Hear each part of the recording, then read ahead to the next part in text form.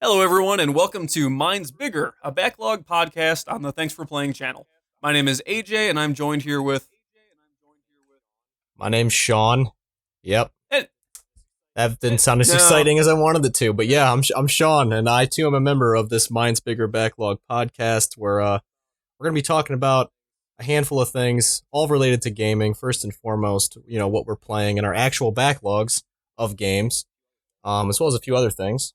If you'd care to I comment, mean that's AJ. that's really what we're going for. I mean, it's a backlog podcast. We're going to talk about games, movies, mostly games, anything we've been dying to get around to, have to get around to, what we're playing, what's coming out, etc., etc.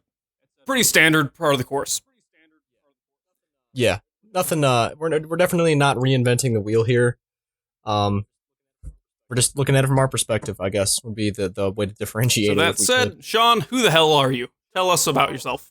Well, I am a 22-year-old male who's been gaming very, very heavily since, and forgive me, I should actually know the actual age, but I'm pretty sure it was the Christmas of 97.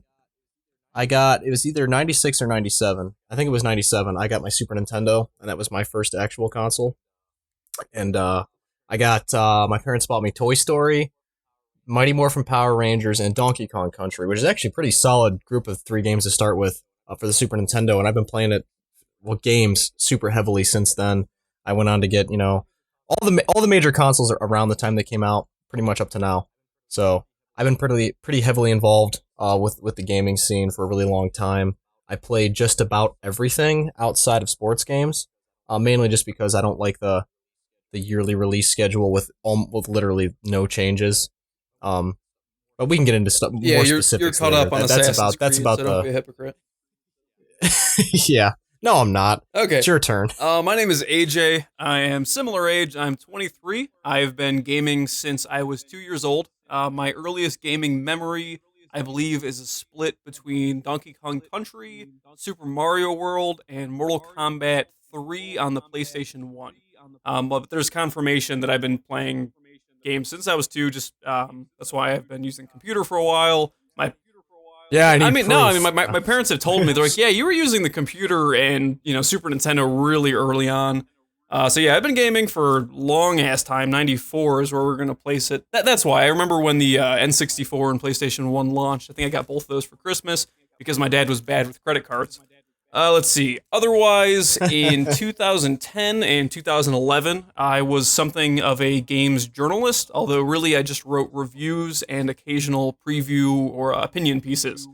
That lasted almost 2 years, ended really horribly on a sour note, and it was a good experience. I think I learned a lot about the games industry in that time, but if you're not getting paid and you're not having fun, it's simply not worth your time. So I don't recommend that to anyone unless Exactly. it's a venture that you're starting off on your own.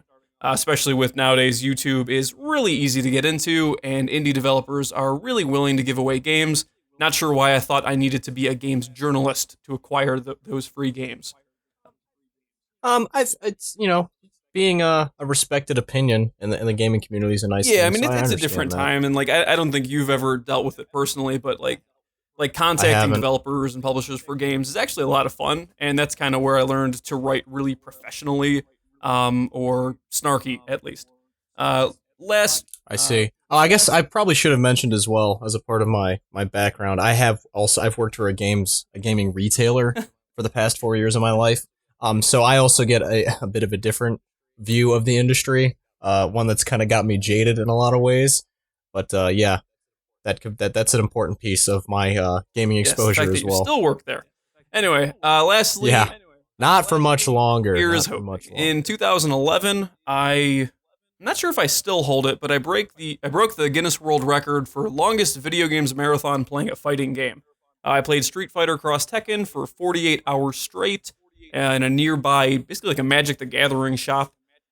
Supposedly, the record has since been broken by some people who played Super Smash Brothers for 72 hours.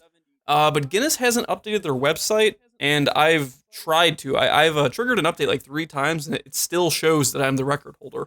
So I assume they fucked something up. That would be great. I'm kind of selfish like that, but that is Ah, pretty much me. Hey, you held a world record for a video game though for a pretty sizable amount of time.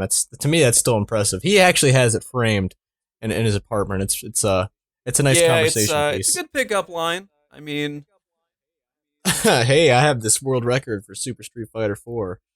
Would you like me to except show it's you to the not Super Bone Street Zone Fighter now? 4. It's lousy Street Fighter Cross Tekken, and that was pre DLC characters too. So my pool, It yeah, it was was Cross Tekken. Tekken? Oh my goodness. I seriously thought it was Super Street Fighter 4 Nah, this whole time. specifically went with Cross Tekken because it was new, and I thought I would get less bored of it, and that wasn't really true. That got bad. It's I don't know. We could have a whole podcast about what's wrong with Street I'll be Fighter quick Cross though and Tekken. just say that it was a weird event because they never told me until after I did the event that I could just take a break whenever I wanted. So there were times where it was like 3 a.m. and I had to pee really badly and no one was around to take over for me. So I was in this weird gray area where I had to wait like 6 extra hours for someone to show up to take over. But that's Guinness is a horribly run company. It's a business like anything else. Yeah, that makes sense. Although it is kind of Yeah, it's not as magical as you think. Like they don't show up and give you a big handshake. You have to pay for additional certificate. Like it makes sense, but it's kind of disheartening when you think about it as a kid and you always go to the library and see the big books of records. Yeah, it's got like an air of mysticism and whimsy to it, I guess I would say. Gone. I ruined that nostalgia. Yeah. So it's destroyed forever. So that's pretty much us. Hopefully we still sound interesting. Hopefully our voices aren't awful. I know mine's not. Sean, what are you playing? I'm playing a few things right now. First and foremost, and I know you'll have something to add to this, I have been diving into the Witcher series, mainly in light of the fact that The Witcher 3 just came out, and it looks like an incredible game. I played it extremely briefly. I'm very interested in it, but I am the obsessive type of person that can't play later games in a series without at least have given the old college try to the earlier games in the series. So I actually just recently played through The Witcher Enhanced Edition Director's Cut on PC. Finished that 2 nights ago. Really liked it a lot. I mean, it's a dated RPG, and I know you're playing that right now. Are you not? The first one. I'm still really early on in chapter 1, and it's fascinating because I want to keep comparing it to Morrowind. And I don't know if that's necessarily an accurate thing to say.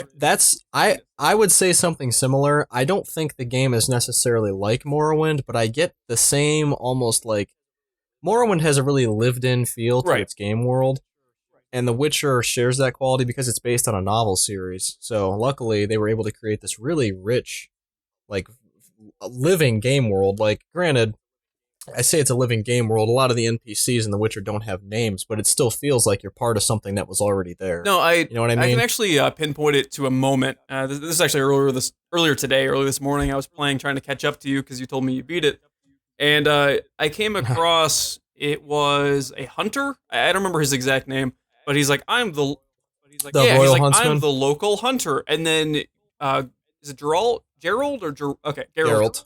Geralt and him like interchange conversation about like, well, what do you know about these monsters and where can I find them? And it sounded so like nothing about it was out of place. You know, in like popular film and literature, like if a dragon shows up, it's the big fucking dragon that terrorizes. They're just casually talking about these monsters and undead. Yeah, because it's an everyday problem that the people in the world deal with. Like, and I like that about it because like in each chapter. There's a notice board, and you go to the notice board, and you'll have a list of monster contracts, and people in town want certain things from certain monsters for different purposes. And this is nothing we haven't seen before, but it's fun because in The Witcher, a Witcher is literally that. You're a monster hunter for hire. Geralt ends up getting wrapped up in all these webs of political intrigue and, more important plots to the actual world in which they live. But at the basis, he's just a monster hunter. You show up into town. You ask people, hey, I'm a Witcher. Do you have any work for me? I'm here. I can kill some monsters if they're bothering you. Essentially is what it is. And I like that. I think it's really cool. I'm enjoying it. I'm indifferent on the combat. I mean, it's like a rhythm. Like, it's... Yeah, it's not incredible. It's really, very simple. Essentially, you have your steel sword for humans and animals. You got your silver sword for monsters. And then you have the 3 sword styles for each: fast, strong, and group. And group is good whenever you're fighting 3 or more enemies at a time. And then strong is good for like the armored enemies, and fast you have to use for enemies that are too fast and will dodge strong attacks. It's extremely simple, but it works so well, and it never felt like a chore. So I always enjoyed the combat. I know the game because of the combat, the game doesn't overstay its welcome, and it never becomes too difficult. No, and I think that's kind of where I have maybe not an issue with it, but I'm conflicted. Is I never feel like I'm doing the right thing. I haven't even gotten the silver sword yet, so I think that is half of it. But I don't know. I'm trying to think how to properly convey it. Like enemies, I kill all the enemies, and I usually take the same amount of damage after each encounter. And I don't know if what I'm doing could be improved upon, or if that's just kind of the way the game goes.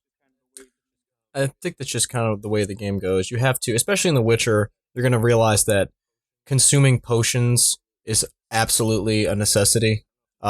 I don't know if you've done anything with the potions yet, but there are potions for like restoring vitality over time, like increases your regeneration rate, and you have that toxicity meter. So like tactically, you have to, judging from what area you're in, you have to, drink certain potions so you're ready for certain scenarios. And then make sure you know where bonfires are or campfires so you can go meditate and restore health that way. But you're also very early on in the game. So you have, if you leveled up at all, you have very few talent points to distribute, if you've distributed any at this point. You're not supposed to have the silver sword yet, so you're fine. Chapter 1 is very much the learning chapter. And then after that, the game really opens. Well, I'm looking forward to it. And we'll see how you feel about it. I'm sticking with it because I'm the same way. I mean, we're both of you and I are, I guess we're idorts. Have you ever heard that term? An idort, or however the hell you pronounce it, is someone who buys all the consoles. Like we're not console exclusive or platform exclusive. That sounds so like us. We'll play anything, and that kind of makes it an issue because if a new game comes out that we're excited about, there's a good chance that we either haven't played the spiritual, the prequel or the game that came before it, and that can be a chore when you want to play a new game. Yeah. I just like, and we've talked about this before, you gain, even if you don't necessarily like the game that came earlier in the series, you will gain an appreciation for the later titles because you've seen what it evolved from. And also, you become more familiar, like, the later games in the series are going to be more meaningful to you because you already have some sort of personal relationship with the characters in the game. Because especially in The Witcher, there are a lot of recurring characters. The second game, which I started yesterday, picks up a month after the first game. It's and that you're running into and interacting with people. Yeah, It is. You're running into and interacting with people that you spent a great deal of time with in the first game. So you already have this feel for them, and it's almost like the like direct sequels in like Japanese RPGs, like Tale of Exilia 2 or Final Fantasy X 2. A lot of the reason people wanted to play those is because you already have these relationships with these characters, and it's interesting to see how they've changed or where they're going or if they've evolved. Well, yeah, I mean, I don't want to say this, but a lot of sequels that I have played are always several years later, a year later, and there's always this gray area in between that anything could happen, so they could retcon things however they please. But that's a whole nother. Yeah. Well, The Witcher is also different because, as I said, it's based on a novel series. I don't know how closely they're following the books. I actually do plan on reading them at some point. I really want them to be those like women novels with like the hunk on the cover, like romance novels. The old covers almost look like that, but that's not. They're not intended to be. John reading about the huntsman. Yeah, let's. No. Are you playing anything else other than The Witcher 2? I am. I haven't played it in a while, but I've been trying to play through the Dynasty Warriors series from the beginning, barring the first title for PS1 because it's not the actual fighting game Warriors series. Yeah. So right now I'm on Dynasty Warriors 3 Extreme Legends, which is torture. And it's funny because if you talk to a lot of old school Dynasty Warriors fans, a lot of people think 3 is the best game in the series. Why that is, like, I'm not 100% sure. Maybe they haven't played the later titles. But just about everything about 3 isn't very good compared to everything that came after. I mean, is there anything in 3 that is going to like be removed when you go to 4? Like, is there any like game concept or element that they just take away? I don't actually know because I haven't really delved into 4 yet. But just the way, for example, enemy officers are relatively important. You want to destroy officers to bring down morale and just take powerful characters off the map. That's how Dynasty Warriors works. In the early games, 2 and 3, I can't speak for 4 yet, you can't distinguish officers from standard enemies on the map. You need to pause. You need to pause the game. They don't get like the big map square or the big circle. That's pretty nope. The enemy commander does. They're a lighter shade of red than the other red dots in the map. Every other character is just a red less dot. than ideal. So you need to, and gate captains as well, whom you need to kill to stop enemy forces. I love from respawning. killing gate captains. That was. I do too. There's nothing to distinguish them from other characters on the map, so you need to once again pause the game very frequently to see where you're going. Not a huge problem. There's no like load between pauses, so it's literally pause check. Still unnecessary, back, you know. But exactly. And what was the other thing? The combat is just character growth was the other problem I have with it, and this is something I don't know if it changes for a while. Character growth in the early Dynasty Warriors titles, the only way you can gain stats is by killing officers and gate captains that drop stat upgrade. Didn't 7 do that to some extent? And it does do that, but characters also level in 7. Oh, so there's no leveling? No, it does the rank system where your character starts out rank 16 and you try to get to like max rank. So it goes 16, 15 like you're ranking. Yeah, like Virtua Fighter did. Exactly. And you end up ranking, and like that increases your amount of bodyguards and your bodyguard stats essentially. But other than that, the character level has no bearing. Getting new weapons is a pain because the game is just very unforgivingly difficult. Let me start by saying that. And it's not the type of game where you can get good at it. It's essentially, if your character has high stats and you have a strong weapon, congratulations. The mechanics are pretty bad. So even on the easier difficulties, if you're starting out with a character that's fresh, you will get beaten into the ground very handily if you don't know how to approach combat situations, which is basically just wait till the enemy stops blocking and make sure you've cleared out all the other enemies, because you're going to get smacked from 8 different directions consistently. I'm not excited to start this. I'm not excited to go back to it because I still have like 4 Muso modes to finish in Extreme Legends, but I could go on about the problems I have. Sounds pretty concise, and I'm sure there's more on you're not playing. There is, and I don't want to talk about Dynasty Warriors anymore. I'm also going back to Legend of Dragoon, a widely hailed and considered classic PS1 RPG I've had since my youth. I got really far in it when I was younger, I think to late Disc 3, never finished it, so I'm going back from the beginning with a fresh pair of eyes, as they say, different perspective. And I'm enjoying the game a lot so far. I'm very, very, very early on into it. Just started Disc 1 the other night, but it's really enjoyable. It's got that old RPG feel. And then also, I'm trying to finish Borderlands, the pre-sequel, right now as a part of the Handsome Collection on PS4. I really don't like the game. You mean Borderlands 1? No, the pre-sequel. No, it's the game that occurs between 1 and 2, and it's just not fun at all. I don't know. I don't know if the writers changed or what happened, but I love Borderlands 2. Let me start by saying I love both the first game and the second one. I like them a lot. The gameplay is not the greatest. It's not the most exciting game in the world, but there's something about it I really enjoy. I guess it's just charming to me. None of the jokes are really funny in the pre-sequel. The side quests are all extremely boring. The areas are boring. It just ends up feeling like a chore. Like, all the player characters, like, their abilities are kind of interesting, but literally, outside of maybe Claptrap, none of them are likable. And I know there's a lot of people that hate Claptrap, and that's also a running joke in the series, but the characters just are not likable at all. Like, I'm playing as the Lawbringer, and I just hate her. Every time she speaks, because your characters speak occasionally in game, I get angry. The things she says are so stupid. They're not funny. And it's just, the game's really become a chore. Our friend Dave is who I'm playing it with right now, and both of us, like, we'll sit down and say, we're going to finish this game tonight. We'll play for a couple hours and just, we don't want to play anymore. Like that, we lose our drive about that quickly. So that's all I have to say about the pre-sequel right now. I think there's a lot of people that would agree the game's not very good. Yeah. What are you playing? All AJ? right, let me have the list up. Still in chapter 1 of The Witcher, which I don't see myself being done with that until probably halfway. If I finish it before July, I'll be happy. That's a nice. Let's see. I just got a new game for review called Beach Buggy Racing. That's by the same people who gave me Riptide GP2, which they're like low budget racing games. I like them. I don't think they're anything phenomenal, but I think they're appealing to a certain audience. I'm not that audience, but I like reviewing stuff, so that's okay. I'm always playing Killer Instinct. I am maxing out numerous characters to level 50, which You finally bought season 2 of Killer Instinct. Yeah, I was gonna say I'd like to interject. I finally did get back to playing that. It's I bought season 2 the other day, and Killer Instinct. For those of you who haven't played it, if you consider yourself a fighting game and you haven't played it, that's crazy already. Consider yourself a fighting game. What a yeah, did I say fighting game? Personally, I meant to say fighting game. Believe yourself to be Tekken 8. Come forward. Killer Instinct is a phenomenal game. I really do enjoy it. That being said, my skills are pretty rusty right now because I hadn't really played it since I got my Xbox. It's also One changed shortly a after ton launch. since then.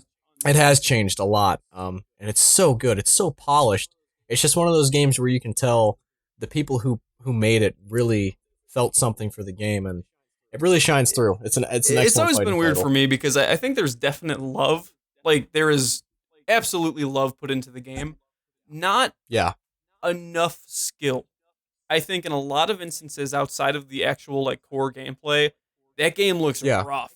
Like some of the animations, not on the actual combat, but the animations of the like the stage enders, the win poses, season 1 story mode content. Like it's oddly low budget, and it is. But I'd like to imagine that's because I don't think they originally intended for it to become what it did, because the game was so small scale to begin with. It seemed like they were just trying to capitalize on an old IP.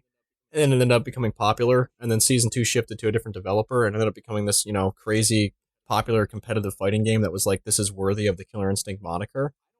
I don't think they initially intended to put a bunch of money into it, do you? I mean, I don't think Microsoft wanted to give it. Microsoft did not want to give Killer Instinct too much of a gamble. Yeah, but they didn't want to give it the budget to allow it to match other modern fighting games. Like the best example, and not that I agree with it in terms of actual combat quality, would be Mortal Kombat 10. That game, right off the bat, despite its awful DLC practices, had a somewhat lengthy story mode for a fighting game. It has better visuals. It has more costumes right off the bat. Oh, it's clearly a big budget fighting title. Huge budget. And then you look at Killer Instinct, and as much as I prefer the combat, like 1,000,000 to 1 to Mortal Kombat 10, there are issues with it. Like, it is clearly made by an amateur team of sorts, and I think they did an amazing job on certain characters visually, but honestly, if you just look at the animations, like, it becomes really apparent. Also, at this point, there would be so much work that would have to be put into it to rebuild it that way that it would take. It doesn't need a new in-game engine. Like, it doesn't, like, texture-wise, and like, it runs at a perfect frame rate. The lighting effects are good. It's just there are chinks in the armor, or kinks in. Yeah, I think chinks is I think that's actually the phrase. Did you think you just made a racial slur? No, we didn't. I don't think so. Anyway, I think on the bright side, though, Killer Instinct has been successful enough that if they go on to make a second, or a season 3, or just another game, I think we could see the next title in that series being maybe not of the same budget as Mortal Kombat, because although many of us love Killer Instinct, the name just isn't as big as Mortal Kombat, unfortunately. I don't think we're going to see a Killer Instinct 2 per se. No, they're just going to keep doing the season model. There's no reason for them to. Yeah, I guess that makes sense. Do you think they will actually do a retail release at any point outside? Because like the one they've already released is pretty insignificant. Yeah. I bought it just literally, I bought it literally just because I wanted the disc. Yeah. They might. I mean, they haven't confirmed it. I personally don't see the point. It's a game that updates every month. A disc is absolutely pointless. That's true. But do you think that team's going to be working on it forever? They're not going to go on to work on something else? I mean, I know for like they're the guys that did Dive Kick, and they still work on that. Like they have a number of smaller projects. Unfortunately, I'm only aware of Dive Kick and Killer Instinct, but they haven't outright denied a Killer Instinct season 3, which means season 3 is almost confirmed. Like it's on the table pretty much. If it isn't, like, I would be more surprised if it wasn't announced at E3. Like, I'm almost positive there is a season 3 that is already in the works, because they are 99% done with season 2 content. So I think that's happening. I don't know. I guess I'm just figuring at some point it's going to come to an end. No game lasts forever. And then at that point, maybe they could do a retail release for like $30, $40. I don't see the necessity. Like, it doesn't matter. I don't see the necessity for not being the Killer Instinct developers, but I don't see the necessity for a DMC HD remaster re-release, but they did that. And I think Killer Instinct makes more sense than that, personally. I feel like you're overestimating what sales are created by having a physical case of a game. No, I understand. A lot more money goes into it, obviously, because of the manufacturing process. Do you feel like if Killer Instinct got a case, it would somehow elevate it to more of a game? I'm not saying that, but there's a certain audience that will never touch it because of what it is right now. Well, yeah, people don't like the free to play, or not the free to play. It is technically free to play, early access. Or there's a vast majority of people who play video games that just still don't really understand the digital model. Off. That would play then they're Killer missing Instinct. out on a good game. I mean, to be honest, it's like you didn't get into Xbox Live Arcade as early as I did. Not because I didn't understand it, though, just because I chose not to. But either way, we spoke with our wallets. I was more willing to adapt to a digital model sooner than you did. Now, if you were still wary of said model or you were not inclined to put money into it, then that is only your fault for not being able to play any of those games. That's true, but business also works in the reverse way. They need to reach as many markets as they can. Within financial. And if they want to release, it's season 2 complete physical box, great, do it. I hope people buy it. I hope it helps out. It doesn't in matter. Many ways, outside before we get into the stupid financial business debate, I guess it's just the part of me that's hanging on to what you just really want the case. You just really want a case to put on your shelf. It's me hanging on to gaming as I remember it when I was younger, and how it's moving away from right now. That's what it is. It's me. All right, I'll admit. I'll be the first person to admit it's me sort of looking at the industry through nostalgia goggles. It's not going to be that way anymore. It just can't. And it would be cool to me. I just like to see games that I think are awesome get a full retail release and get maximum exposure to the gaming audience at large. Although I realize that if Killer Instinct went that route, it necessarily wouldn't be financially plausible or even beneficial to them. This is my perfect fantasy world I'm talking about right now. It probably won't happen. But it's fun to think about. I guess. I just, having been following Killer Instinct since I bought the penultimate edition, a year and a half, like a long ass time ago, there was zero benefit of having a box copy other than people just wanting to hang on to that relic of the past. And don't get me wrong, you and I are both huge video game collectors. We love having cases for everything we buy. It's simply not necessary, and I don't understand why you think it is to any level. But it's just what I enjoy, man. I guess I'd rather just get a season 3 and continue in the sleep play of the game. I'm not saying I don't want season 3. I'm just saying that at some point it's going to come to a close, and I don't think releasing it as a complete package would necessarily be a bad idea. And it would, if they release a complete, let's say season 3 is the end. Let's say they release a boxed copy of season 3 with all the content. That would be good for the fighting game community. Will the fighting game community still be playing Killer Instinct heavily at that time when Guilty Gear Xrd Revelator is out, when Street Fighter V is out, when Tekken 7 is out? I don't know if it'll matter. Well, I don't mean necessarily just for the fighting game community. There are lots of there's lots of people. All right, for example, how many people that you would consider to not be members of the fighting game community play Mortal Kombat X? Look how crazy that game sold. Yeah, but that is 0% to do with the fact that it came in a boxed copy. That's true, but I think there are plenty of people that would play Killer Instinct that haven't yet had the proper exposure to it. Is basically what I'm getting at. And I think if there was a retail release, you could possibly see a greater surge in popularity for that game. Because didn't you say yourself that the online community is sort of dwindling, or there's just not as many people playing anymore? No, there's still a ton of people playing Killer Instinct. Okay. Now here is where I disagree again completely. Killer Instinct is on a free-to-play model.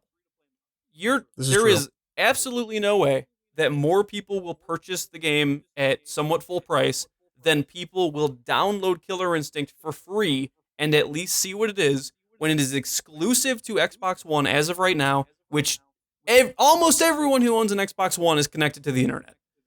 There is you have to be so little way of so few ways of not being introduced to what Killer Instinct is.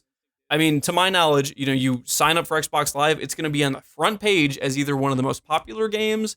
Is it still? Yeah, it's It's Is it almost still on the game always on the front marketplace? in some Okay. way, either showing a new character off in the most downloaded games currently on sale.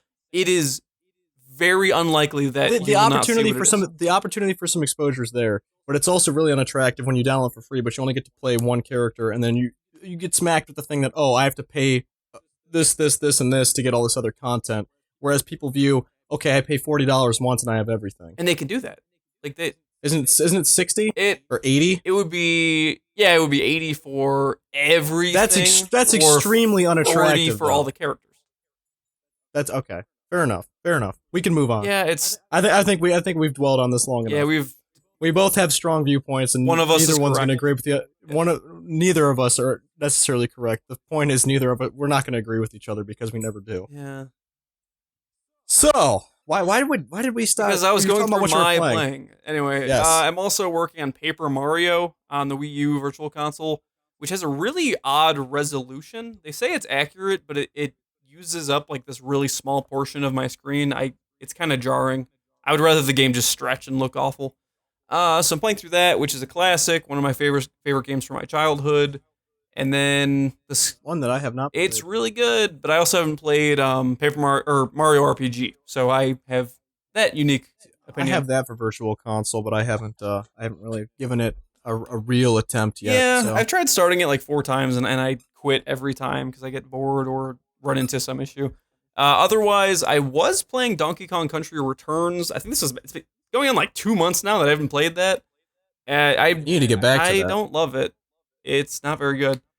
And then Lost Odyssey was something I was playing back in like January that I just refused to give up on. I got to disc 3 and then just stopped. So That's another one I have to restart. I love that game. Every time I play it, I really, really enjoy it. it's I just always get distracted by something else. funny because like I like the combat a lot. I think the actual turn-based combat system is almost perfect for the time it came out. The writing on the characters is, I think, kind of shitty. Like I dislike most of the characters, but the Really? backstory is great. Like, I actually like the character right. I like all the writing. Just all of it's great. did you get to the part where the two Nah, don't say anything. children What- ruin JRPGs? That is the thing to understand. It's almost, yeah, but it's one of those character types that's always present. I think if Yeah, and it's a given the horrible genre, you just trope. can't- I don't think I'm going it to is, accept it. but I'm going to say it it's just comes- shit, and I hate dealing that's with fine. To me, it just comes to the territory because I don't see that ever going away, ever. it. Yeah, but that doesn't. I don't know. It's almost like a staple. It's a horrible staple. Anyway, I mean, you're entitled to feel that way. I don't necessarily. I'm not crazy about child characters in JRPGs. well, let's just say Lost Odyssey especially has some bad ones.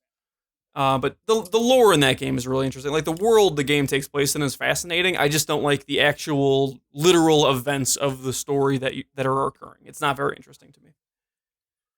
I don't remember enough, honestly. So I mean, it's been that long. So that is everything that I am playing. So that really leaves what are we playing on our channel. Thanks for playing.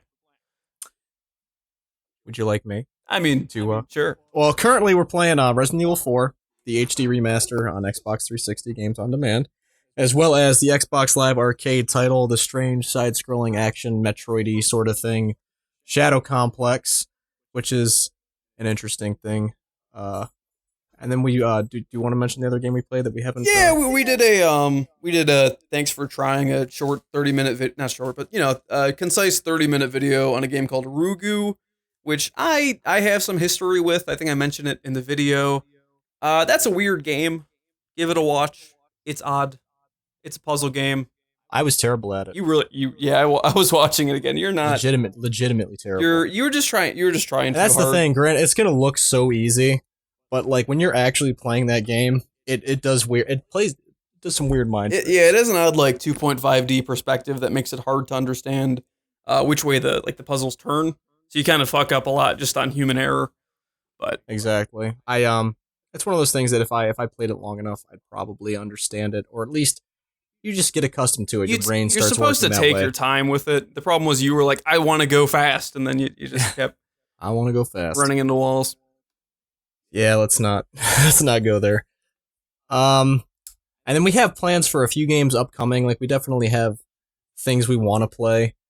And it's really kind of survival horror-esque, at least for things we have planned right now. I know I really want to play Silent Hill 2. Or I mainly want to watch AJ play it because I've played that game plenty of times, and it'd be a blast to watch him get through it. Yeah, I think there's far more games that you have played that I haven't that like offend me more than games that I really want to get you to play. Like I already got you to play Spec Ops. That was like half of it. And I loved that game. It was excellent. Yeah. It was a great recommendation. But but yeah, Silent Hill 2 is one. We really want to play Dead Rising, the first one. And we both have really fond feelings for that game, so that'll be interesting. And outside of that, I think I guess there's just certain games that are better for Let's Plays. It's basically games you can find great conversation topics about, or I guess we could play something that's really recent, but I wanted to capitalize on hype. Yeah, like I wanted to Let's Play Conker's Big Reunion, just because you and I both sort of enjoy the Conker series, to my understanding. I really liked the original N64 title. Whereas I only played the Xbox version of the game, which is also good. Although I wish they would have kept the original multiplayer intact instead of what they ended up tacking. Everyone says that. I love the multiplayer of that game. Like, did you ever play it on Xbox Live?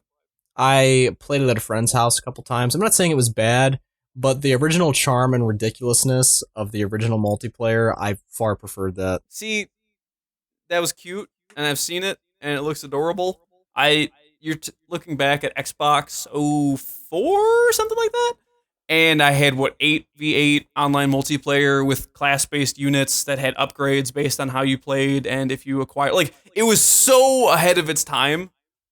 And I think people overlook that, and it's upsetting because now there's no. It's another nostalgia goggles thing, undoubtedly. No, it was like early. It was Battlefield. It was third person Battlefield. I know. I'm saying the reason people didn't like it was because of nostalgia goggles. They see Conker and they want what it used to be. Yeah, I don't know. It was good. It had glitches. Like there was definitely problems with the game, but like there was the main level of the online multiplayer was essentially D-Day.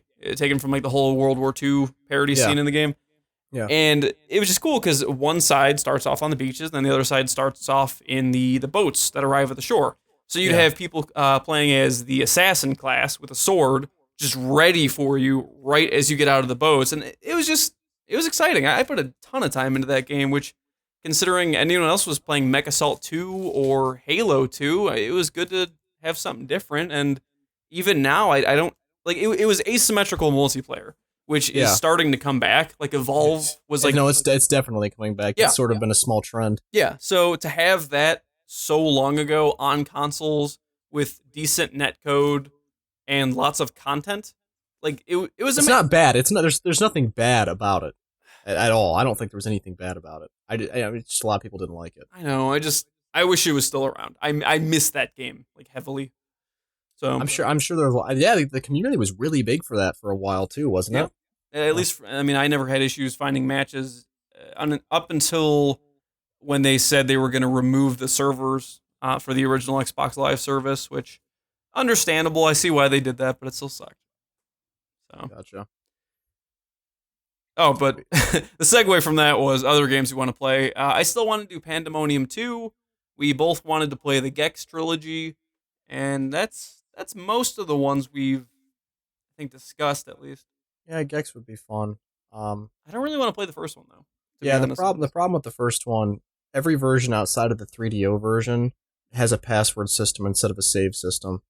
Just really disappointing because I don't think either of us is going to be obtaining a 3DO anytime soon. With a copy of Gex. I'm literally going to be acquiring a 3DO soon. You do? Do you have Gex for it? I could buy it. I don't think 3DO games are especially expensive. That's literally that is the definitive version. Gex was meant to be their mascot initially. Huh. I mean, if we could, no, that would be sweet. If we could get our hands on a 3DO copy of Gex, let's play that version because like I have the PS1 version, but does it have S video? I don't even know if we can record that. Well, we'll figure something out. There's adapters. We can make it work. If not, I think we should just skip to Gex 2 though. Just go to that's 3D platform. I need to buy Gex 2. I have Gex 3 currently for PS1. Okay. So I could just get my hands on the second one. Yeah. It'd be easy to do. I think that would be. Well, maybe what we should do is just start with Gex 2, and then if we ever get Gex 1 working, we can do that. And I also bought that game Ninja Shadow of Darkness I wanted us to play, but I don't even think we got around to looking at it. No, I think we both freaked out because I was trying to remember. It was from that demo disc. Yeah, I was like, what is this demo disc game? And then you had it, and then you bought it on eBay within like 20 minutes. Oh yeah, something about it. It reminds me of being a small child. Like I remember that was early on when I had my PS1. I think I only had like Crash 2 and the first Spyro game. I think those were my first 2 games. And I had a couple demo discs shortly after that, and I remember playing that demo a lot. It's not the best game in the world, but it's such a strange game that I don't think barely anybody knows about. Were they Pizza Hut or like Domino's demo discs? I had one of those. That was one of them had Spyro 2, and the other one had Crash Warped on it. There were the 2 demo discs you could get. I actually have one of those currently. I need to look this up now. It wasn't that demo. It was a PlayStation Magazine demo disc, or one of the PlayStation Underground demo discs, I believe. I'm just trying to figure it, because this is something I always do and I always bring up, and like I just need to buy every single game that existed on the demo discs I owned. Right. Like because I had a demo for Grandia, and unfortunately Grandia is pretty expensive, but I'd like to get that. It's a little price. Had a demo for Medieval, for example. That's another PS1 game I don't have that I'd like to own. Just stuff like that, like pretty big titles that my only exposure was via these short demos that still like were really fun though. Like they left an impact on me. Mm-hmm. So I'm looking at this one. This one has Medieval, A Bug's Life. I know I had this one. That Bug's Life. I had that game for PlayStation. Twisted Metal 3, Rugrats. Fuck. I need to buy more PS1 games.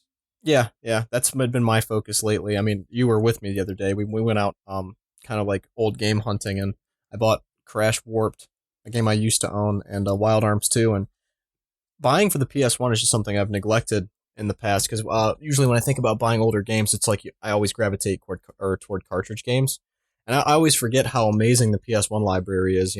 There's so many worthwhile games for the PlayStation. It's pretty crazy. I have ignored far too many good PS1 games, but that's a whole nother discussion about how I suck at actually going through my backlog.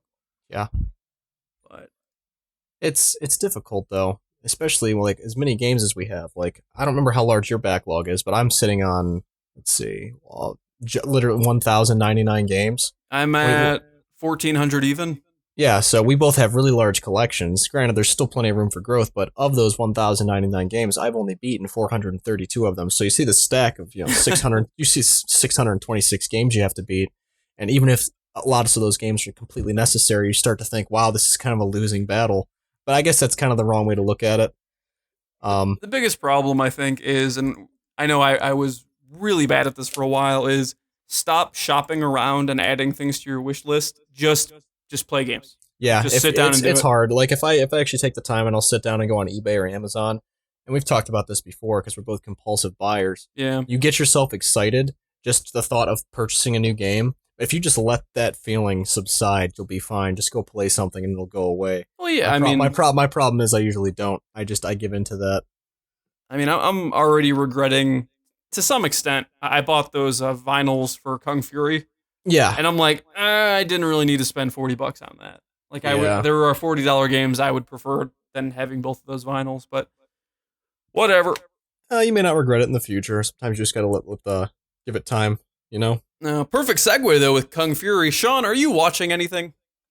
I am, sort of. I mean, it's been a couple weeks. I was trying to finish watching the original Fist of the North Star series, and I did finish the actual first series, which is up through episode 109, I believe. There's 109 episodes of that? Yes, of the original series. I have all 4 box sets of Fist of the North Star, the TV series, and I watched pretty regularly all the way up through about a month, maybe a little over a month's time. I watched through the first series, and I'm on Fist of the North Star 2 right now. So that's okay. Which takes place 7 years later. Is that where they go to the other continent? Yeah, that doesn't happen till halfway through, though. Okay. It begins, it's just the normal wastelands, and like Bat and Rin are like leading this rebel army called the Hokuto Army. And Ken just appears again, essentially. He just wanders back out of the wastes. Well, that's nice of him.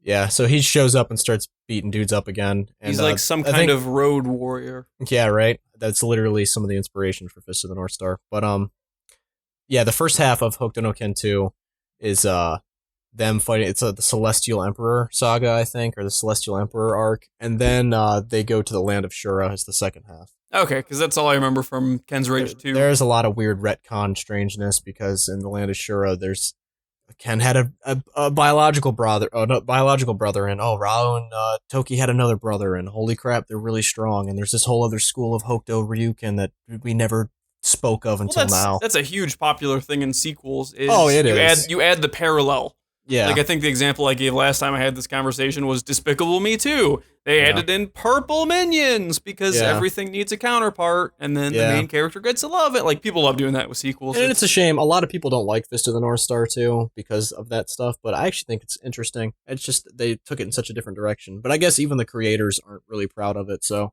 it's like the Evangelion thing, where it's like we were really dissatisfied, so we remade it 8 times. Yeah. That's I don't want to say I hate it. Like, I like when series have a lot of content. But when I'm confused about what I should be watching, I get irritated. It's a problem. I understand. Because I know Fist of the North Star, didn't they remake some of it, but not all of it? No. There's a series of films or OVAs that came out that basically recount the main story. Never even got subtitled. So we're kind of out of luck for that. It came out in 2007, I think, or around that time. Okay, so just stick with the original. Yeah. There's an actual theatrical movie that came out in the 80s, which I do have, which was released You own the live action one? No. A theatrical. It's theatrical length, but it's when does that take place? It's basically the main story arc without it goes up through the Rao fight, but it cuts out Sauser. So really, they've only covered the same story. They haven't because that's considered it hasn't been changed at all. That's odd. Okay. I also have another set of OVAs called New Fist of the North Star. That's where I'm confused. And those are just other stories. I don't know when they take place. It's just Ken beating down people, like bad people in the wasteland. Okay, so you watched that last. That's alternate universe. Yeah, I haven't watched that yet. There's also there was a prequel manga that takes place years and years before, and it follows Kenshiro's grandfather, I believe. So it's like Fist Fist of the North High. It's called Fist of the Blue Sky, actually. That's oddly close to my joke. There's a really interesting thing though, and that series, it's before the apocalypse, so it's just like more of like a modern day setting. Okay. And so the schools of martial arts, there's like different schools of Hokuto no Ken, if I'm not mistaken, and each one is paired with one of the kingdoms in the Romance of the Three Kingdoms. No shit. Yeah, so there's like a Wu, Shu, and Wei thing. I can get into that. Yeah, so like as fans of Dynasty Warriors, I feel like that would be more interesting. And that was it was made much more recently, so it's a newer animation. And I thought you said it was a manga. There was a manga. It's an anime too. I actually have it downloaded. It's never been released here, but there is a subtitled version of it. I don't know if they're fan subs or not, but who cares? Dave watched it and he said it was really good. So I'll give that a look. That's gonna be after I finish Fist of the North Star. Well, that is a series I'm not gonna even try to get into anytime soon. Then, because you have successfully warded me off with all of that content. Yeah, there's a lot, and there's some stuff I didn't even mention. But aside from Hokuto no Ken, I'm also watching, and I know you are too. The current JoJo's Bizarre Adventure, Stardust. There's a new episode today. Yeah, and I haven't watched like the last 4 or 5, so I need to get back. Is it really close to the end now? All right, sorry about that. Something came up. As we're saying, the new episode should take place like right in the middle of the Dio fight, and I'm not sure if that's going to take 3 episodes or 4. I think 48 episodes is total for the series. I'm not sure. That sounds close to correct. Yeah, it should be that. I mean, either way, it's really good. And if you look at the older episodes, a lot of it was filler. And not that I really have an issue with the style of animation because I think it's very stylized. Yeah. So I like it.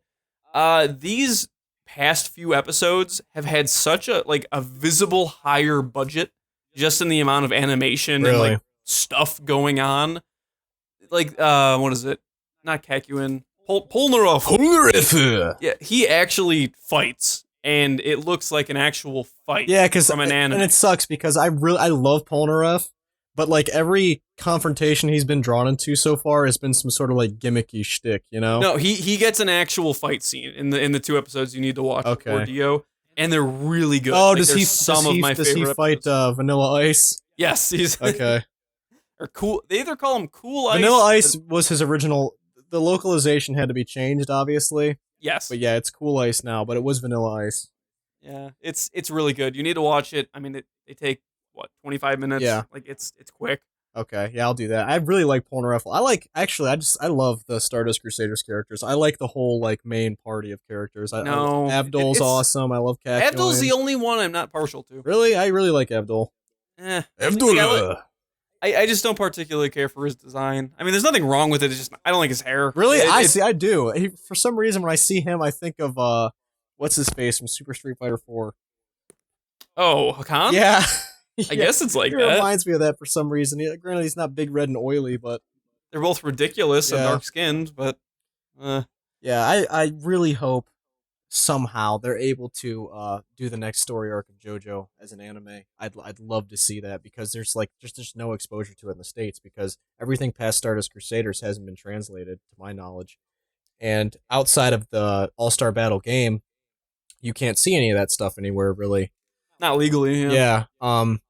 So yeah, because the next arc, I think the character's name is Josuke, and it's like some weird. It's interesting, and they still have pretty much 3 cements the stand user as like a permanent part of JoJo's Bizarre Adventure. So from the arcs after that, everybody has stands instead of going back to the Hamon and stuff like that from arcs 1 and 2. Yeah, the Ripple. Yeah, but Ripple energy. That's what I think. That's what makes season 1 and 2 so interesting, though, is because obviously stands were so successful or they liked them so much that is now what this is about. Because there's nothing similar to that. You can draw lots of parallels still. I guess you could still draw it with Stardust Crusaders and onward, but there's nothing really like the stands in any other series. So I don't watch enough anime, but I know you're wrong. In really popular series, I haven't seen. I feel like going back to stuff from like the 2000, like what? Let me look this up. Cardcaptor Sakura. I feel like that. Like, is that still hyper popular though? Are they making video games about it? Mine now. What I'm saying. Oh, come on. I'm just saying. I'm not sorry. I'm not saying that to be stupid. Like, there's actually another JoJo's Bizarre Adventure game in the works. It's coming out in Japan really soon. Looks awful. I haven't actually looked at it. It looks just like a cheap action game. Oh. Whereas All-Star Battle was not a spectacle fighter. It's a visually entertaining fighting game for people who don't play fighting. I was gonna say because I don't even know how to it's a fighting game, but not really. Like, we need to sit down. We need to do a thanks for trying for that. And I would really like to. That would be fun. I would rather just get a game that's like visually accurate and exciting than just this poor man's action game that plays like hell. Yeah, I don't know. It's not wise to. I don't know who's developing it, but if it's not like Omega Force or CyberConnect 2, you're probably making a bad decision. CyberConnect 2 is developing it, I thought. We might be talking about different games then, because the new JoJo game I'm talking about is being developed by CyberConnect 2. Shaman King. That's the one I was trying to think. That's not it. Oh, wait, no, sorry. What? Derp. No, I know it's a game. No, I'm talking about animes that have things similar to stands. Because there has to be. Maybe not as like fleshed out. I think they did it first, though. Well, no, when did Shaman King? When was? Because that's obviously based on a manga, then, right? I don't even know what Shaman King's about. I was trying to type in JoJo's Bizarre Adventure, and I typed in Shaman King because I was just saying it out loud. That came out. All right. So I'll consult the internet. I'm just gonna cheat. I'm just gonna search. Shaman King was serialized between 1998 and 2004. All right, so late. Yeah. Manga with concepts similar. I don't type this slow. I just keep messing up. Similar to JoJo stands. There's got to be something. Okay, so CyberConnect 2, it looks like they did All-Star Battle. Yeah. And they're also doing the new one, which is Eyes of Heaven. That's odd, though, because they make a very specific product. Yeah. And if they're making a completely different style game, that means they're going to have to build a lot of it from the ground up, which is not a good sign. Because JoJo is, from my understanding, running on the Ultimate Ninja Storm 3 engine. Like, they're very similar games from what I've seen. So that's bad. Well, I do not have hope. I haven't looked at anything for it yet. Dave told me about it like 2 nights ago, I believe. It's got a similar air to Bleach Soul Resurrection, from what I've seen. Okay. Well, Soul Resurrection's like a Warriors game. Something. If it turns out like that, I'm gonna play it regardless. Even if it's supposed to be bad, I'm still gonna play it. Here is hoping that what I have seen was misleading, and I'll take a look at it. Yeah. Moving on from anime. Yes. Because I don't even watch enough anime to warrant that conversation. I am watching Lost. Sean, have you ever watched Lost? Nope, and I have no interest. It's not very good. I heard, from what I understand, it was really interesting to start, and then they just plunder and destroy everything. It is exactly the case. Okay. Season 1, phenomenal. Mm-hmm. Season 2, almost as good. Season 3, masterful. Everything after that, meaning 3 full seasons, Garbage. horrible. Just horrible. Just revisiting, it's like, okay, I'm going to tell you about my day. Okay. So I woke up and I rolled out of bed and I made myself a coffee and then I played some games and here I am. Yep. Now let me tell you about my day again, Sean. Is that what in season 2 of my day, I woke up and I rolled out of bed wearing my plaid pajamas. Okay. And then I got up, felt a little dizzy, and then headed to my kitchen to use my Keurig to make a coffee. Now, I'm using a Kona blend coffee that I got from Archer Farms from Target. So I brewed my coffee, drank that, played a few different games, and here we are. Fascinating. Now, let me tell you about season 3 of my that's how that feels. Okay. Is just constantly adding in details and side stories to the point where there's hardly I don't want to say there's hardly a message. They spell things out too much and they use too much time to deliver the message. Okay. Like there's nothing concise. And it's like live action filler. Yeah, actually, yeah. Like season 6 has been almost entirely filler. Okay. I have 2. I think I'm on the 3rd to last episode. The finale being like an hour and 45 minutes long. Okay. Wow. So I have like 3.5 to 4 hours of viewing time left. Okay. And all of a sudden, on episode 10 or whatever I'm on, it has just suddenly gotten more interesting than the first 8 episodes. And it's because it has nothing to do with those 8 episodes. That's probably a bad sign. It's just answering questions that were remaining. And some of the answers are stuff I figured out in season 3. Like So it's really dumb. It's kind of for a dumb audience. The plebs. No, it is because there's a scene where they literally go, "Is that what you are?" And he goes, "Yep, that's what those noises are." That's dumb. I know, my mom was watching Lost when it first debuted, and she liked it a lot for the beginning, and she fell off too because she said it got really stupid. Well, I've been wanting to watch it since it came out. Like I borrowed the first season, and I think I watched all or most of it, and I was really into it. And how close are you to being finished? 3 or 4, like 3 episodes. Okay. Like I'm done. I'm on season 6. I'll probably finish it tonight, to be honest. Okay. So I'll let you know next time we talk how that ends. Hopefully well. Like I want to be able to come back and be like, I finally understand what those last 3 seasons were about. Yeah. And it was really deep, and I didn't see that coming. And wow, but I've kind of got it figured out. Yeah. There's really nothing they can do to surprise me too well. I don't know. I hope it has a good ending. Okay, I feel you. And then speaking of endings, I have acquired the last 7 episodes of Mad Men, which is a show that I also had issues with the final season of thus far, but it's certainly of higher quality than Lost. So I am. Well, that's redeeming then. Brimming with excitement. Like I cannot wait to start this. Forgive me for not being able to add too much to the conversation, but I watch so little TV, let alone either of the shows you're talking about. Just watch the big shows. Like my thing is like I just prefer to spend my free time in other ways currently. So I don't want to. I'm so into gaming right now again. Like I'm playing things really frequently that if I start trying to watch TV, it's just going to throw off my rhythm right now. No, and like I'm not going to tell you to stop playing Legend of Dragoon to go watch Breaking Bad. Yeah, I wouldn't anyway. Do I think you should watch? Oh, Breaking I'd Bad? love. It's a fine show. Yeah, I want to watch it. I don't know when I'll get to it at some point. And that's how I am. I only watch shows. I mean, what disadvantage am I at? People start talking about Breaking Bad in public. I'm like, yeah, I haven't seen it. They judge me really quickly, and we move on. That's pretty much it. I mean, that's what happens when I say I never played Uncharted 3. Yeah. Like I think in the grand scheme of things, less people are going to judge you for that. That's true. Yeah. Because, are people starting to realize Uncharted was never fun? No. Just you. All right. So speaking Welcome of back to AJ, the AJ's Unpopular Opinion Show, where we talk about things that people might not like AJ for, but I accept him anyway. Oh, there'll be a niche of people who agree with me. Yeah, I know. It's called humanity. Yep. AJ, being a master of segues that I am, let's talk about the Nathan Drake collection, Sean. I don't have much to say about it. This is what I have to say about it. Yet another, I think, unnecessary, uncalled for waste of resources. That's all I have to say.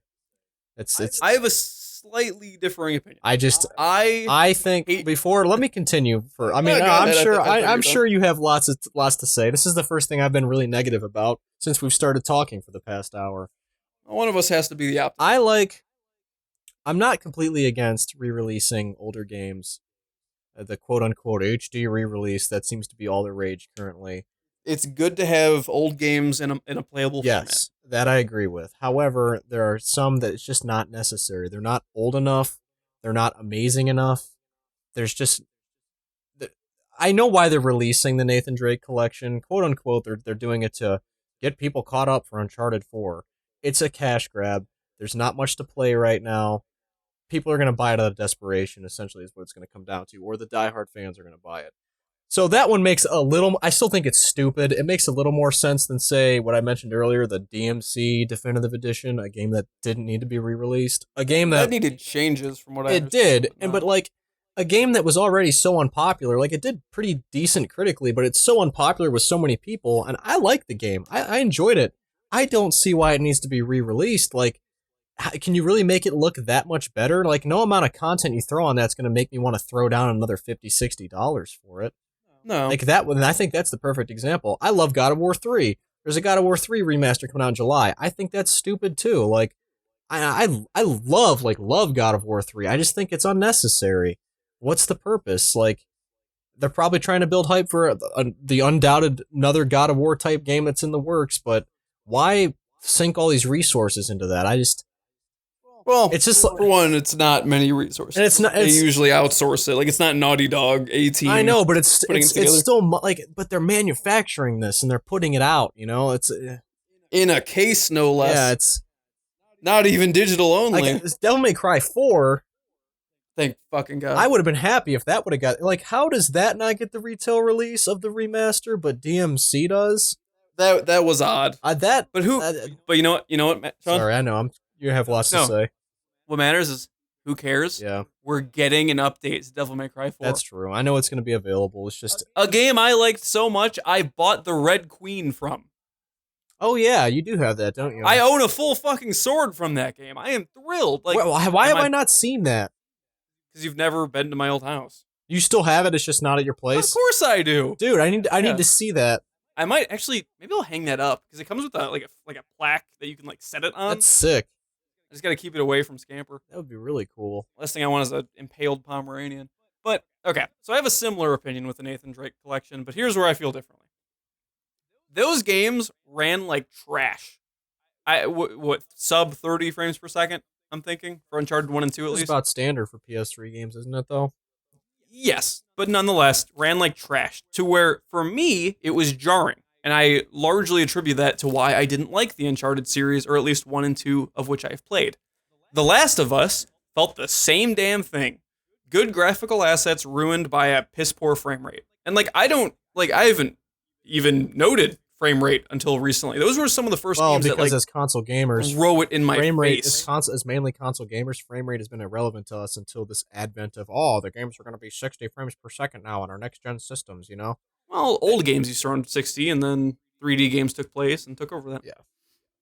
But I think all the PC gamers are sitting back laughing. Hey, I'll play PC stuff. Yeah, I know. But those games ran horribly. So if they can release them in a definitive edition, and if they run at 60 frames per second, that is a worthwhile upgrade. Now, do I think it needs to exist? No, of course not. Everyone would rather see brand new IPs and brand new games, and especially on new hardware, you want to play brand new stuff. Yeah. You don't want to be playing HD stuff for the first 3 years. Like, it's comical though. Like, if you look at the current suite of games available for the PlayStation 4, state of the industry. No, not necessarily the industry at large. You just look at the current suite of games available for PS4. How many of those are fucking remasters, dude? There's a lot. Yeah. We got Final Fantasy X. We got Tomb Raider. We got DMC. We got The Last of Us. We got this Uncharted thing coming up. We got God of War 3 coming out. And I think I'm probably leaving. We got Saints Row 4, Dark Souls Scholar of the First Sin, which I do like that one, but still, it's a remaster nonetheless. Yeah. So that's 8 off the top of my head. Yeah. I mean, it's bad when you look at like that But I don't know. It just makes sense given the state. Like, it just makes sense. Oh, I, like, I know, and I don't like it, but it's the Final bigger Fantasy issue, X one bugs me the most because it's a port of an HD. Yeah, upgrade. like it was just like, and I'm not gonna buy it again. Like if it becomes like $20 or PS4, I'll get it. But and I think that one has both soundtracks too. Yeah, I think there is a reason to get that one. Okay. Oh, did they add? Okay, because a lot of people didn't like the rearranged music. Yeah, it didn't. It just sounded heartless. But I liked it. Okay. So all I'm saying is, if you are of the mindset that Uncharted is a fun game, A, you're insane. B, this is perfect for you. Like, like honestly, like if you liked the games enough, like so much, this is good for you. If it features the same kind of upgrade in parentheses, quotation marks, either way, as The Last of Us. So if it is the same upgrade as that, good for Uncharted fans, and I consider myself an Uncharted fan. I just think it's unnecessary. I mean, it is, but like Indigo Prophecy got a remaster recently. That's true. Did that shake the ground that you stand on? Interesting though. I don't even know if that's true. Not the same writer as Heavy Rain. I just think because that game is an oddity. I'm not saying the game's better. I just think the fact that got remade is a far more interesting topic than, oh my god, look at this AAA game that sold lots of copies. Oh, they're remaking it. Go figure. You know what I mean? I don't know. I don't think there's anything inherently bad. Like, it's one game or trilogy being remade. Like, I don't want to say it doesn't matter because then it's just going to sound like I'm going to SWAT conversations. Like I said, I don't think it matters. Yeah, it's not. There are worse instances. There are far worse things because happening. This could actually help the game run better. Final Fantasy X, no fucking reason at all. Like, the objective reason Final Fantasy X HD was ported to PS4 was for money. Yeah. The reason this, you could argue, is being ported was to help with the frame rate, and that's it. That's true. We'll see it's too early. When the game releases, you can say for sure. Because then we'll see how it performs. Because it could go the way of Ultra Street Fighter 4 and just not play. They could say, yeah, this is the definitive version. You get the game, but it's a broken piece of crap. 15 frames per second. Yeah. I guess we'll see when it comes out. It's just like, I looked at the headline this morning and just like laughed to myself. Like, and that's why we have backlogs. Because we want to, we have old games to play. We've had this discussion. I don't think either of us are totally pleased with where the game industry is heading right now. Speaking what I'm not pleased with, Fallout 4 has been officially confirmed. Yeah. You're not pleased with that? No, it's fine. Yeah. 3 in New Vegas were perfectly fine games, and I was a little sick of them because I'd already played Oblivion and then all of 3 and New Vegas. I was kind of saturated from, but yeah, that makes sense. Enough time has passed. If Fallout 4 is a better version of the Fallout 3 game engine and style, and hopefully with better writing, then great. I can't wait. I saw people were freaking out online because they took a screen of one of the frames when the character is going to pet dog meat, and you see his hand, and his hand looks incredibly like low res, like it's just a bad texture or something they missed. No, the textures are bad. The textures are very bad from what I can tell. People are just freaking out like, yep, it's gonna be a terrible game. Look at that, it's garbage. It's ridiculous. I like the graphics. It's still visually appealing. It doesn't have to be top of the line, cutting edge. Because I look at it this way: one, like you said earlier, that could mean they showed off enough. It could be closer to being done than we think. And two, if they have to make the textures less than what they could be, the game world could be absolutely ridiculously huge. Like, this game could be massive. They've been working on it. It's probably for a really long time. It's interesting that I assume you're correlating this game is going to be huge as a positive thing. I could care less if a game is huge. I want the stuff within it to be interesting. That's good, but a game like Fallout, a lot of the people that are Who cares about that? I understand your viewpoint. I'm just going to say that a game like Fallout, an open world game, the type of people that are going to play it are going to want the game world to be really massive. Yes. You listen to these people who say they've played Skyrim for 500 hours. I don't know how you could do that to yourself. I don't think I made it to 50. I don't know how you could do that to yourself. And I love Skyrim. They're like, oh yeah, I've put like 900 hours into it. I've literally had somebody tell me that, and then like fervently argue that they were serious. And like, well, how'd you do it? Like, I've just done everything. No, you've like run around to the same areas a lot of times and just enjoyed it somehow. I don't know how, but did they have the big booby mod installed? I think this was a console gamer. Ooh, even crazy. That's even more right? Unusual. And I'm not dogging on Skyrim or anything. I love that game, but so people are gonna want this huge game world, and hopefully it is. I mean, I think they've been working on this game for a long time because it seems like the rumors about it being in Boston are true, and the I art think team rumors started like a year art, ago. no, Yeah, the art like with the the art voice team actor being in Boston, they were cited years ago. So it's been in the works for a long time. I like I was telling you, we were talking about this at your apartment the other day. I think it would be hilarious if they just dropped it at E3, like, hey, and it's coming out this fall or this holiday, because nobody can keep secrets anymore. When is the last time a game has had like a surprise That's release? what I don't know. I'm looking back to E3s and stuff, and there's always the big announcements. And it comes out, like, the last when one I it's remember, done, and you're like, oh, okay. Which one said that? The one when it's done? That was a recent one. Because that was like satire. CD Projekt Red's game, Cyberpunk 2077, I think. That actually says at the end. No, they just said that they're not talking about it anymore till 2017. Perfect. That's fine. The last one I can think of that had a available now or available soon. The Dead Rising. Was the Super Ultra Extreme. Fuck. I love that was cool. That was cool. But also that was just like a deal. Well, it changed the game, but it was like a DLC thing. But yeah, that would be wow if they dropped Super Ultra Dead Rising 3 Arcade Remix Hyper Edition EX. I think Omega. Yeah. I got really excited and bought that as soon as I saw that. Like, I played it for an hour. Yeah, I need to go back and check the trailer for that was amazing, super cool, but kind of misleading. But yeah, that would be incredible.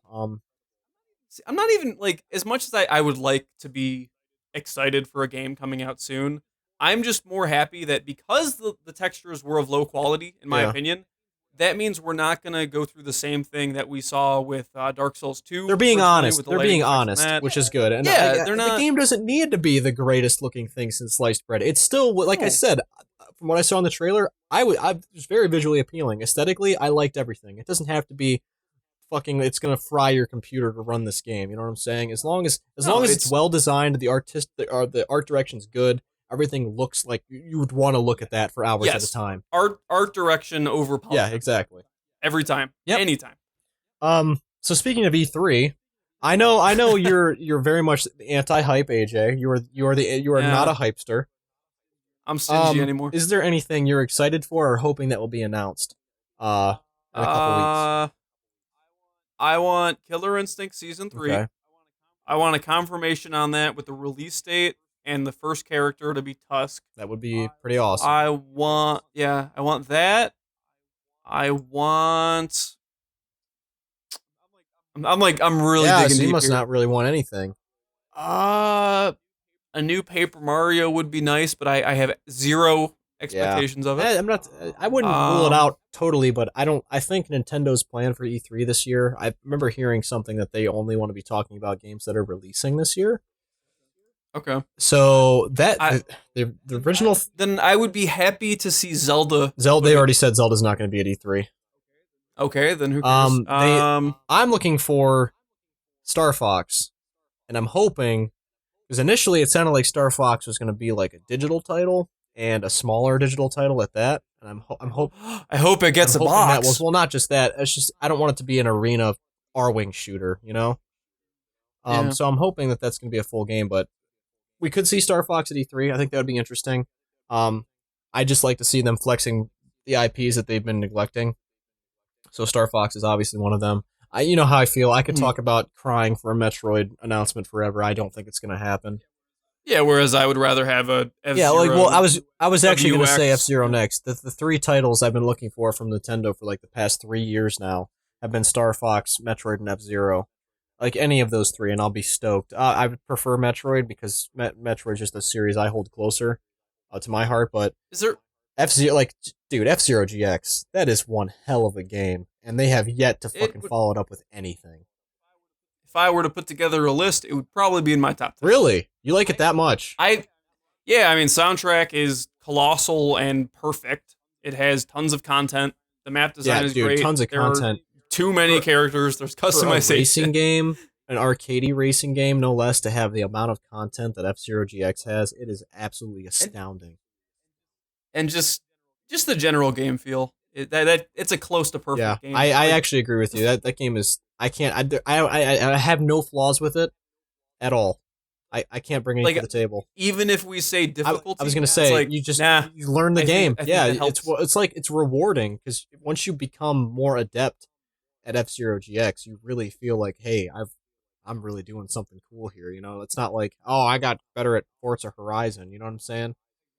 Exactly. Yeah. So Oh, there we go. I would be happy to see an announcement of any kind of new. Well, Forza yeah, 6. I'm gonna see probably next stuff. on the list.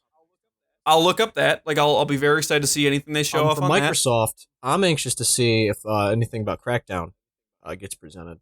Crackdown 3. Yeah, I've had enough Crackdown in my life. Even though Crackdown is extremely mindless, I really like it. I don't know. I played that, and then earlier this year I went through Infamous, and it's like the same. And then you played game. Prototype, and you're like, I'm just, wow, these are all very similar. Why did I play these all in the same week? Is really fun. But anyway, I have a So and then we're probably gonna see the Gears of War remaster. It sounds like that's gonna be, and hopefully I'll watch it. An announcement for the new Gears of War title. I'm interested to see what that's gonna be. Probably more about Halo 5, but I'm not really excited for that stuff. The things I'm really excited for is I hope Nintendo brings something to the table that's going to be interesting. So really, both of us are just looking for either I want Killer Instinct, and then we both want this crazy surprise announcement. Well, there's one game I know is going to be there that I am really looking forward to, and that's Doom. I'm really excited to see more on Doom. Well, that is the same developer as Wolfenstein, yeah? No? What am I thinking of? Doom is actually id. It's the id in-house developed. It's their studio. Who did Wolfenstein was Machine Games, which was a lot of people from Starbreeze Studios, a studio I loved. They went on and opened a new studio, I think. My bad. I don't know why I thought that. Wolfenstein is an id series. Okay, they're the same and property. Bethesda published it, so it's an easy thing to mistake.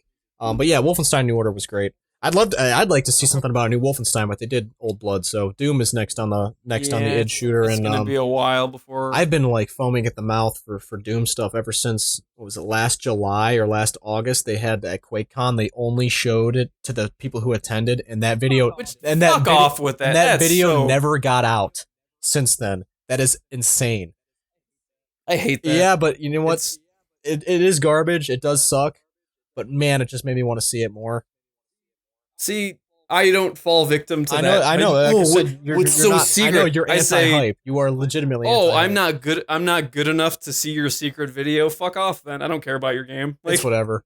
I got excited for the 3 frames of a teaser they showed. Like you see a double barrel briefly and an enemy. I'm gonna hide my $60 that they can't see. I'm not buying it. Well, here's what I'm thinking for Doom, because that beta access went out with the early copies of Wolfenstein New Order.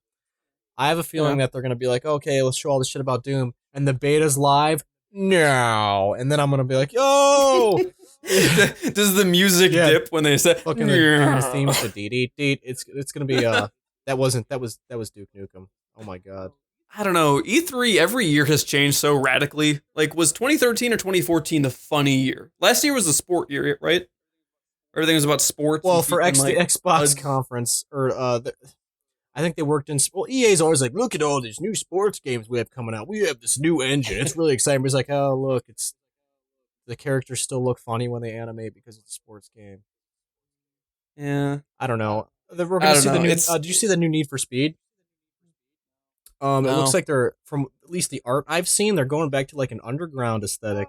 Oh, I did. I saw. I'd be totally cool with that. I love Need for Speed Underground. That was why I ended up really getting into Need for Speed, and they just abandoned it. Give me a better racing game than Forza Horizon 2, and I will play it until that day comes. Don't get your hopes up. That's all I'm saying. Well, it's probably not going to happen. Need for Speed will make an arcadey feeling racing game that will probably be enjoyable, but something of the quality of Forza Playground games has their shit together, man. I don't know. Yeah. I buy every little DLC there. But yeah, so Doom is the main thing I'm looking forward to. I'm actually more excited for Doom than I am for Fallout. Like I really love that series, and Doom 3 is one of my favorite games, but shooters especially, and I just want more. Just one of those series I never put time into. I think I beat Doom 1, or maybe beat it. I don't know. Well, Doom 1 and 2. Unless you're a fan, they haven't aged poorly because it's simple and it's a maze with guns and monsters. But if it's not something you've ever enjoyed, you're not going to start enjoying it. Doom 3 is different. I liked watching. Were you playing Doom 64 at your house? Yeah, one Doom night? Or- 64 no, is a whole different beast, but wait, then what did you let's play? that was Doom I'm getting 64. But it was okay. a unofficial PC port. That game looked fun because I played Quake on the Well, yeah, N64 because back in the day. Doom I like those. 64 takes the gameplay of Doom 1 and 2 and layers on really thick atmosphere. They tried to be dark with it. Whereas, like, Doom 1 and 2, the subject matter's dark, but everything's so colorful. The music's that, poppy, like, MIDI driving, music. Not driving like car, you know what I mean. I know what you mean. It was fun. Yeah, dancing, exactly. poppy. Whereas Doom 64 has first of all, the OST for Doom 64, legitimately disturbing. If you listen to it out of context alone, you might start getting some creepy vibes. The level design is, nothing really special, but they did some interesting stuff with it. They changed the monster designs. And it felt like a darker game, and a lot of people hate Doom 64. And I think that's the reason why I think it's cool. Yeah, I mean, it seemed neat from watching you play it. That was more appealing to me than Doom 1 or 2, but I would probably rather play Doom. Yeah, 3. and Doom 3 is I think it's an excellent game. It's probably my favorite first-person shooter, if not like top 3. But Okay. it's one of those things where I love the atmosphere. I like the diverse array of weapons. The monster design is awesome. I like the environments. I like the claustrophobia. And I just like, it's kind of like a cliche story now, but I like their take on, oh shit, we opened a portal to hell and now they want to kill us and go take Earth back. It sounds so stupid when I say it out loud, but the way they handle it, I just enjoy it. I like it. There's something cool about it. Whatever floats your boat, as long as it's not Uncharted. And, yeah, okay, cool. So that's pretty much it. We're almost looking forward to nothing. June 14th, new Super Smash Bros. Character Lucas. Yeah. I, for one, am happy about this, even though I don't really like Smash 4. I didn't play as Lucas. I just want the game to get post-game support. I just want from DLC a different perspective, I really liked Lucas. I preferred him to Ness personally. So hopefully they don't change him too much. But yeah, I'd like to see the first 2 DLC characters, whatever, they've been in past games. I would be okay with them also bringing back another couple characters that I wish they wouldn't have taken out, just for roster. Wolf is pretty much confirmed, and then Roy is heavily. I'd say I didn't know that, and those were the 2 characters I was about to bring to the table. They don't even have to change them that much, just for sake of roster variety. I miss seeing both of them. I liked Roy. I liked Wolf. It'd be cool to see him come back. Yeah, I mean, I just like seeing. I still think select screens a young Link, like Majora's Mask, young Link would be an interesting character. I'd like to see them bring in like. Do you think King K. Rool from Donkey Kong would be stupid? Because I think that would be cool as hell. Well, the thing is, did you look at the character? No, I didn't see it. K. Rool and then Wonder Red from Wonderful 101 are like 2 of the most requested and like sought after characters. So he has a chance. It's just honestly up to it's up to. Is Sakurai still heading that up, or is he working on something else? Well, it was weird because he was the one that was like, we're not gonna do any DLC for this. That's why I thought it wasn't gonna happen. And then I'm a liar. Yeah. Like I don't know. It's odd for me because I want to see new characters, but the preservation side of me would prefer to some extent just getting the old characters, just so they're all there. Back. Yeah, like I know we're not going to get Solid Snake. That's whatever. I'll accept. As much as I liked using him, he's jarring. So and like even though we don't need another Marth and we don't need another Fox, and Ice Climbers not being there is just kind of lazy. I would rather see any of them. Just bring them back. Bring them back. Yeah. Yeah, just fucking do it. Just like a game like Smash Brothers where a lot of it's just like fucking masturbatory look at the character select screen. Just have them all there. It's not hurting anything. Like you said, you were against clones, but some of the characters in the new ones still feel really similar. I know that statistically they're different, but Marth and Lucina are still very similar characters, are they not? So it's like, does it matter that much? Does it really? Like, you brought Dr. Mario back. And I prefer to play as him because he doesn't have the stupid Flood down B special attack, but still, you brought Dr. Mario back. Bring the rest back. Just do it, man. Either way, more DLCs. Yeah, I'll pay for it. I don't care. That is a game that will support the DLC model extremely well. Mario Kart's approach to DLC is phenomenal. They got some really cool stuff. They got, 16 more courses? Yeah, 2 of which the Blue Falcon. We got Link riding a freaking horse motorcycle. We got Animal Crossing stuff. That's great. it's weird because I loved the tracks and I was I accepted the F-Zero Yeah. content, but Link and Animal Crossing characters look really out of place. Like it is It jarring. is jarring, to me. but you know what? It doesn't really hurt anything. Like make Nintendo Kart. You can make me Nintendo Kart. Super Mario Smash Kart. Karts. Fine. Actually, yeah, they could just call it that. You could just literally turn Mario Kart into all the Nintendo mascots in a kart racing game. And I don't know, maybe they're toying with that. But either way, let's not get into what Yeah, Nintendo do with their 100 IPs. Yeah, let's not. I want a game where you can literally do talk anything. about the end of time. Exactly. Sean, is there anything you've bought recently or want to buy? As you know, I have recently picked up Wild Arms 2, and after buying, I wanted there are some old JRPG series that I've been meaning to get into for a long time. Well, not just JRPGs, just RPGs in general. No one has actually played all the PS1 RPGs that everyone hails as many classics. that I'd like to play, but right now it's Wild Arms. So I bought 1 and 2. 1 hasn't arrived in the mail yet, and I'll probably pick up 3 and 4. And isn't there a 5 as well? I have no idea. 3 and 4 are both on PS2. I series. know for sure, and I'm pretty sure they're inexpensive. There's other games I want to pick up. Like I'd like to grab Chrono Cross. Vagrant Stories, one that's been behind the list for a long time. Grandia is going to be an upcoming purchase probably. Outside of that though, there's also Shadow Hearts for PS2. I'd really like to pick up. That's expensive, I thought. Outside of Sony stuff though, I'd really like to expand my Sega collections. I know you kind of giggle, but like seriously, it makes me sad every time I see how few Saturn games I have. And we talk about this all the time. I know you get upset about it. It's just I want like one new game, and that's specifically like I kind of want Dragon's Dogma. And you're like, dude, I got this fucking 487. There's so many list. things I want, but I'm saying like, are you buying anything tomorrow? No. Okay.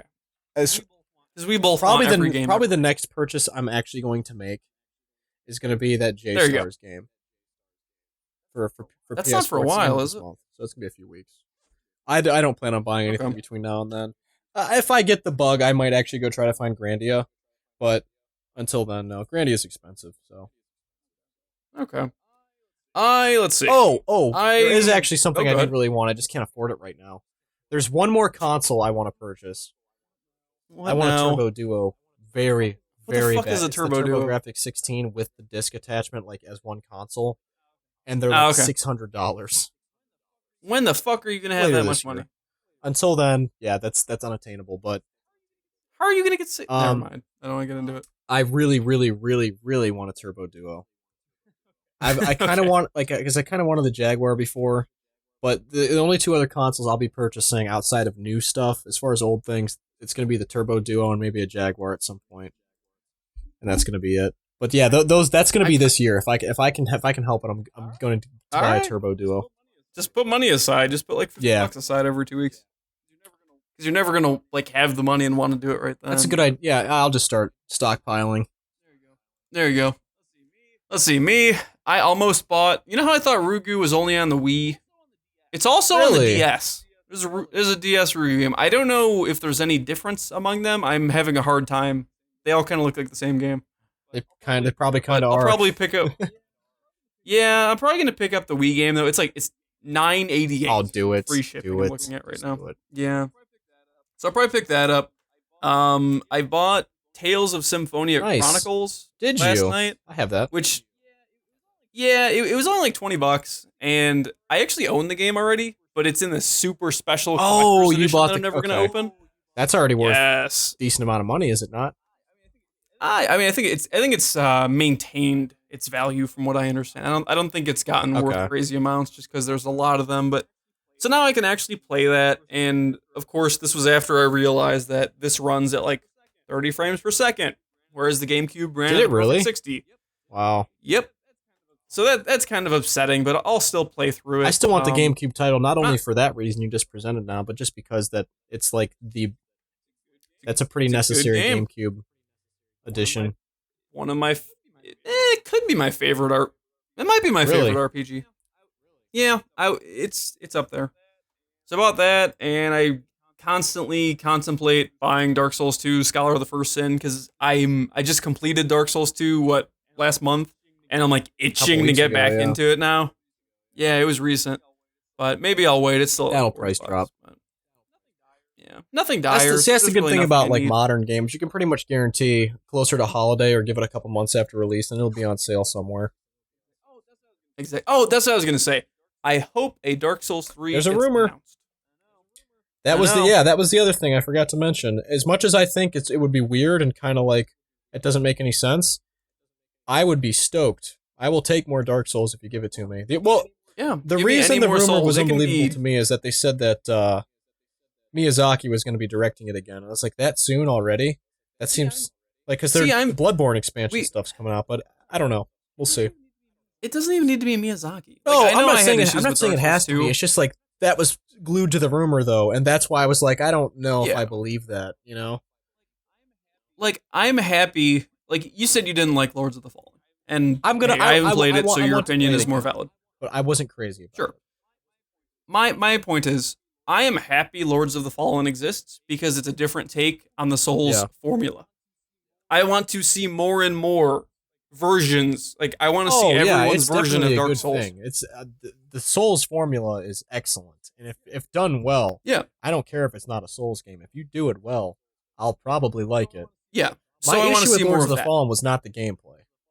My issue with Lords of the Fallen was the art direction, and the Well, it was very Blizzard. Like, well, big not just cauldrons. that. There's so little variety in the enemies. It's pretty. It's just dudes in armor, but dudes in armor that all that's an look issue. the same. Because Dark Souls, So because it's Dark Dark Souls Souls 2 is 2. dudes in armor, but that's some pretty cool fucking looking armor. And like, there's say what you will about it being the dudes in armor fighting simulator. There were some really cool dudes in armor in that game, so I was okay with it. That Looking Glass Knight though, come on now. Yeah. I like it. Anyway, that's I don't have anything else to say about it. Maybe I'll buy Lords of the Fallen when the Game of the Year. They already announced a sequel. Isn't that crazy? They're making a Lords of the Fallen 2. I did not know I was so unconnected. All you gotta to do new is read releases. headlines every morning. That's all you need. That's all I do. And if I see something, Hey, that's time It I could takes be 15 spending minutes, playing man. a video game. When do I have 15 free when you minutes wake in my up, day? do you lay in bed for a few minutes before you get out of bed? No, I jump Oh, out I of don't bed do that. immediately. And then I don't waste 2 hours on a podcast, Woo! that's for sure. I never have 15 free minutes. Work. So, I've said pretty much anything I could do, or anything I could say today. No, Sean, I is there think anything we you'd like to wrapped say? it up. I have ideas for things we can talk about next time, but right now I think that's a wrap. Okay, well, if by some odd chance anyone would like to be on this little podcast shindig, feel free to send a YouTube message, an email on my main account, or really any form of contacting that I'm sure you will figure out Yes. on your own time, because I don't have an email set up And for this if right now. for some reason you actually Um, stuck around and you're still listening, thanks.